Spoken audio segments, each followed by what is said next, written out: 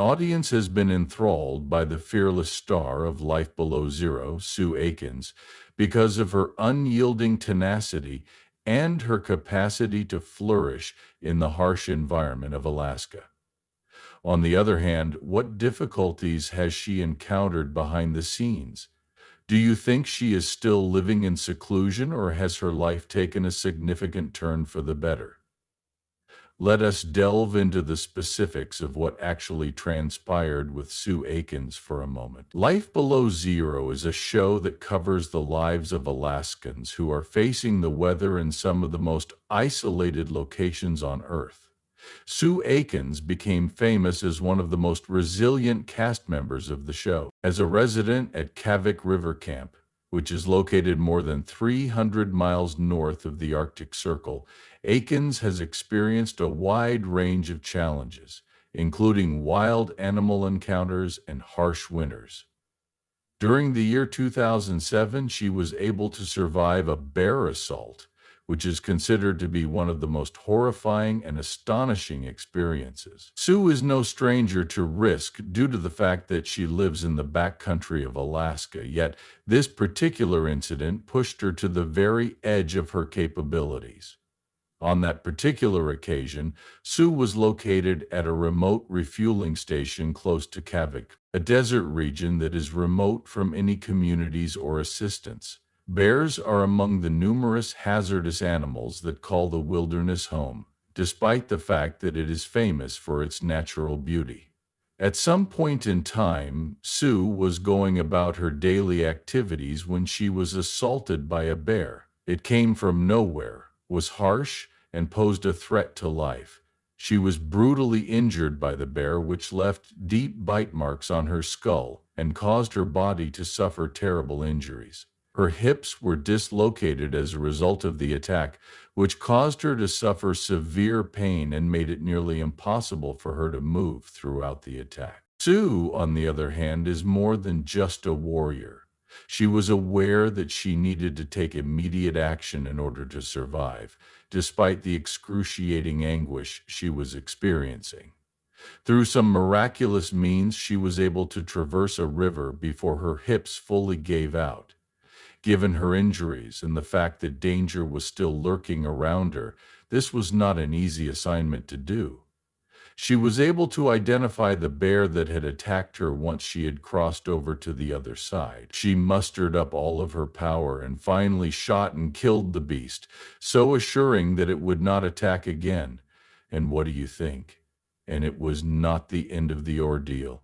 Sue found herself in a secluded spot, far from being of assistance. Despite the fact that she was able to make a call for aid, rescue was not immediately available in such a remote location. During the incredible 10 days that she was left to fend for herself, she was injured and she was by herself. Oh, that's tough.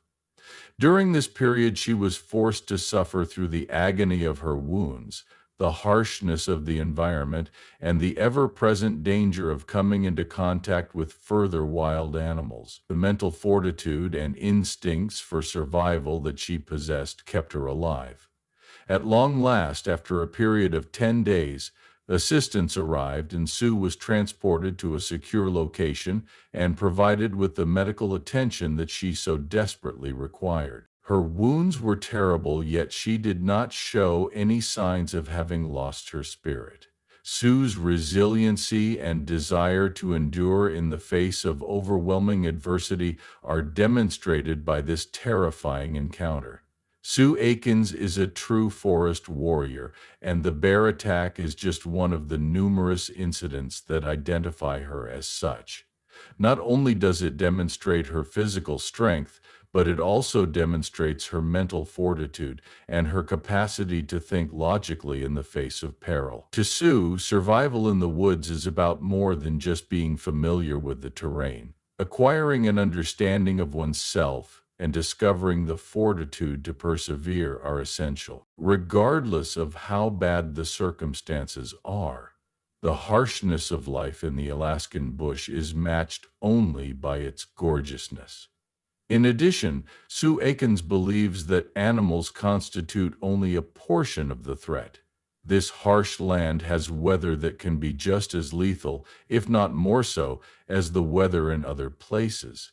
There was a time when Sue had to confront not only the bitter cold, but also the formidable obstacle of bringing 900 pounds of supplies to her camp, all while a wolf pack lingered nearby, waiting for her to stumble.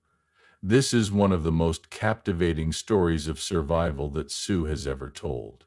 Regarding this particular day, Sue had been making her way back to her distant camp with the items that were necessary. The possession of these goods was essential to her survival. Nevertheless, there was a complication. Due to the deterioration of the weather, the plane was unable to fly close enough to the camp in order to drop her off there. Rather than being taken to her destination, she was abandoned at the edge of the area. Because of this, she was faced with a massive challenge, figuring out how to get 900 pounds of equipment across the frozen and unforgiving landscape in order to reach safety. There was no time for Sue to squander. Despite the fact that she was not clothed appropriately for prolonged exposure to temperatures of this magnitude, the cold was biting. In addition to this, a group of wolves had become aware of her presence. As they waited for a chance, the wolves remained just out of reach, circling and watching what was going on. Sue was well aware that they would not think twice about attacking her if she displayed any sign of weakness. Sue started the very demanding task of pushing, tugging, and dragging the heavy gear across the snowy landscape in order to bring her provisions to camp. She was determined to get them there. In every step, there was a fight. The icy terrain was unforgiving and slippery, and the sheer weight of the supplies combined to make every movement a strenuous and grueling experience. Her entire body throbbed with pain. The cold caused her hands to sting, and the eyes of the wolves stared intently at her, serving as a constant reminder that she could not afford to fail. Over the course of several hours, Sue gave it her absolute best effort. On the other hand, ultimately, tiredness started to take control. The cold began to creep into her bones, and she began to experience a gradual loss of strength. She reached a point where her body and mind shouted for her to stop, to give up. This was the moment when she hit a wall. Leaving would have been a very simple thing to do. She was by herself, shivering, and confronted with a challenge that appeared to be insurmountable. But one of the things that set Sue Akins apart from other people is the fact that she never gives up, regardless of how dreadful the circumstances may be. During that brief period of uncertainty, Sue dug deep. She reflected on everything she had already endured, as well as the bear assaults, bruises, and numerous other difficulties she had surmounted. That giving up was not an option was something that she reminded herself. She proceeded to move in a very slow manner through the tiredness, the cold, and the terror of the wolves that were surrounding her. She pushed through all of these different obstacles, step by step, half an inch at a time. It was closer to the camp that she shifted her provisions. At long last, after what seemed like an absolute eternity, Sue was successful. She arrived at camp with all of her belongings, and the wolves were unable to rescue her. She demonstrated once more that her tenacity and grit are what keep her going in one of the hardest settings on the planet, despite the fact that she was exhausted but still alive. The life of Sue Akins is full with problems both from the harsh environment of the Alaskan tundra and, for some reason, from the perspective of being behind the camera. When she was in the heart of a high-profitable lawsuit against the creators of Life Below Zero in 2017, she found herself in the middle of the action. This was not a typical court dispute by any means. A case that brought to light the more sinister aspect of reality television, which is that the pursuit of dramatic moments may occasionally put actual lives in danger, was highlighted by this particular case. Sue's case, which was submitted to a federal court in Alaska, provided a disturbing picture of what she alleged was taking place behind the scenes. Her allegations state that the producers coerced her into putting herself in potentially hazardous circumstances in order to produce more dramatic video for the show. There was one particular occurrence that struck out as being both shocking and potentially disastrous. It was said by Sue that a producer forced her to drive her snow machine, which is a form of snowmobile, across an icy river at a speed of 60 miles per hour, which is considered to be unsafe. From the perspective of someone who is experienced with the perilous conditions that exist in Alaska, this would appear to be a formula for disaster. In addition, it is precisely what took place. Sue's snow machine went off the road, she was ejected from the vehicle with great force, and she lost control of the vehicle. The force of the impact caused her to succumb to terrible injuries and lie in the snow. Being by herself and in discomfort, she anticipated that the crew would come to her aid. However, she asserts that the team from the BBC was the one that delayed her rescue. She asserted that their primary objective was to get more dramatic footage rather than being concerned with assuring her immediate safety.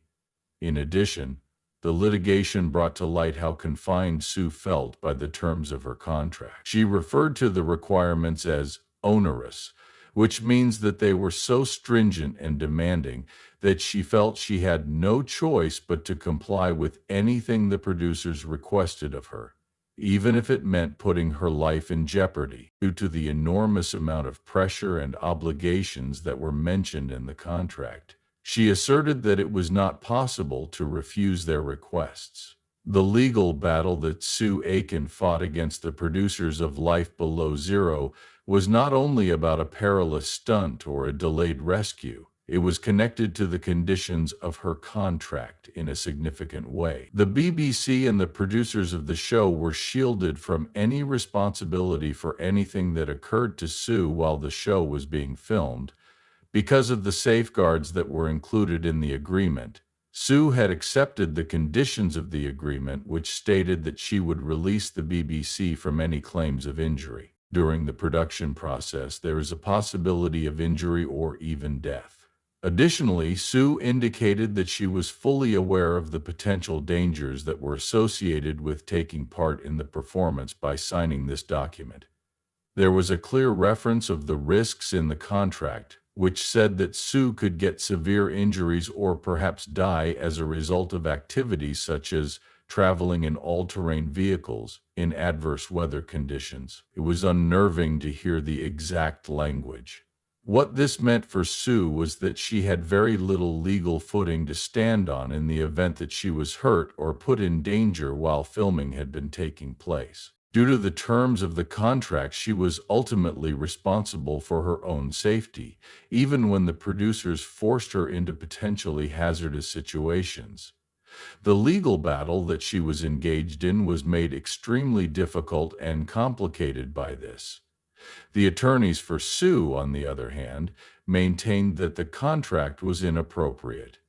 They asserted that the terms were unconscionable, which means that they were so excessively harsh and biased that they should not be implemented. Additionally, Sue's legal team asserted that the BBC had breached the agreement by disregarding her worries regarding her safety and putting her in a situation that was not necessary. As an illustration, Sue had voiced her concerns about operating a snow machine at high speeds across slippery terrain, yet the producers demanded that she go with the activity regardless, which ultimately led to her accident and injuries. Despite the fact that Sue may have been willing to accept the risks associated with living in the woods and dealing with natural hazards, the attorneys emphasized that she did not consent to the unnecessary risks that were artificially fabricated by the makers of the show for dramatic purposes. They contended that the producers had a duty to pay attention to Sue's worries and put her well-being at the forefront of their priorities.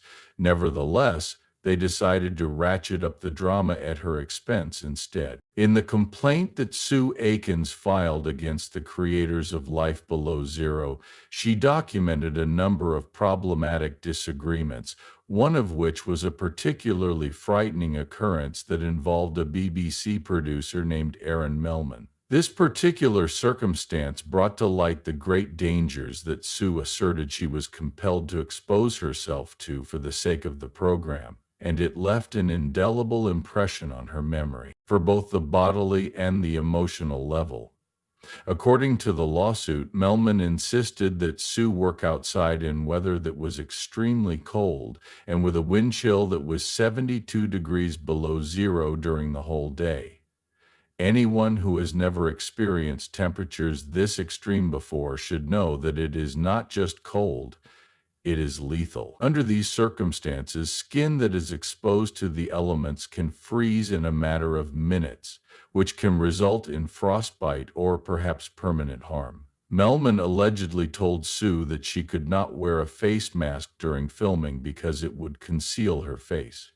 This was despite the fact that there were already dangers involved. Due to his belief that the audience required a more clear view of her, he placed a higher priority on the optics for the event than on her safety. Due to the terms of her contract, Sue understood that she was bound to obey the producer's instructions, therefore she complied with them. The ruling, on the other hand, had considerable repercussions. She had frostbite as a result of the intense cold, which is a condition that is both painful and deadly. Frostbite occurs when the skin and the tissue beneath it freeze. Due to the severity of the damage, Sue was forced to spend many days recuperating inside, which was a considerable interruption in the harsh outdoor environment. As part of her daily routine for survival, this incident became a significant example in Sue's lawsuit, which she filed because she believed that the producers were putting her life and health in danger for the purpose of creating dramatic effect. Frostbite is more than simply an additional annoyance. When it is severe enough, it can even result in the loss of fingers or toes. Nerve problems, scarring, and other long-term complications can also be caused by it. It is possible that such injuries would have been catastrophic for someone like Sue, who was dependent on her athletic capabilities in order to survive in the harsh environment of Alaska. Sue's emotional suffering was compounded by the fact that she had the impression that her health and happiness were being compromised in order to provide her with entertainment. There are already a lot of obstacles to overcome when living in the wilderness of Alaska, such as having to deal with wild animals and surviving frigid temperatures. Sue, on the other hand, was of the opinion that these dangers need to be a natural part of the show's surroundings, rather than being artificially heightened by the producers for the sake of drama. Sue Akins made the decision to continue appearing on the show despite the severe legal struggle she was being involved in and the difficulties she encountered while filming Life Below Zero. Sue's participation in Life Below Zero has resulted in her achieving a stable financial situation.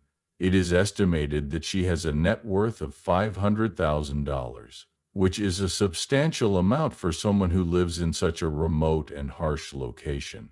The fact that she is one of the top paid stars in the series is due to the fact that she receives approximately $4,500 for each episode of the show. Despite the fact that Sue's life may appear to be different from what the majority of people are accustomed to, her narrative motivates a great number of individuals. Through her actions, she has demonstrated that living off the grid does not imply giving up on reaching achievement or gaining financial independence. Even though she lives in one of the harshest regions on the planet, she has been able to carve out a nice existence for herself thanks to the years of hard work she has put in, both on and off camera. Over the course of the COVID-19 epidemic, Sue was confronted with a serious health challenge in addition to the busy lifestyle she led and the legal fights she fought. She underwent spinal surgery, which is a significant accomplishment for anyone, but would be much more impressive for someone who lives in a remote, rural area.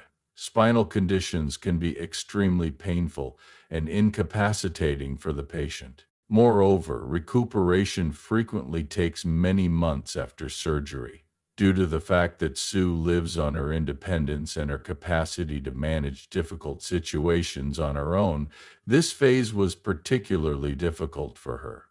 During her recovery from such a significant operation, she was compelled to do things more slowly and rely on the assistance of others, which is not something she is accustomed to doing. Once again, her tenacity and hardness come through in a clear and convincing manner. Through her participation in the show and her ability to keep her lifestyle, she was able to successfully manage her recuperation.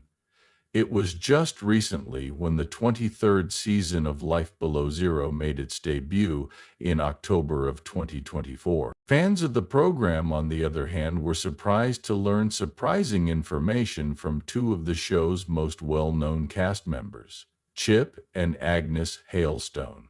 This season will be the final one for the main series as well as its two spin-offs, according to the announcement made by the Hailstones show. Following the disclosure of this information, viewers have expressed both shock and curiosity regarding the future of the franchise. Those who have been following Life Below Zero for a long time might have spotted some warning signs prior to this announcement. Recently, a number of the cast members from the show's spin-offs, Life Below Zero, have appeared in the show. Following the addition of Next Generation and Life Below Zero, port protection was transferred to the original series. Consequently, this gave rise to the assumption that the spin-offs were having difficulty sustaining their footing. It appears that the decision to incorporate cast members into the main series was made in an effort to consolidate the franchise. Nevertheless, this decision also raised worries about the longevity of the show. The statement made by the Hailstones has given rise to additional ambiguity. Chip and Agnes, who are loved by the audience, have been at the center of the play for many years, and they have been a representation of the difficulties that come with surviving off the land in Alaska. The viewers have been enthralled by their lives, which include of activities such as hunting, fishing, and raising a family in the woods. It is a huge step forward for them to make the announcement that the show might be coming to an end. Because to the statements made by the Hailstones, neither National Geographic nor the BBC, which is the organization that produces the series, has a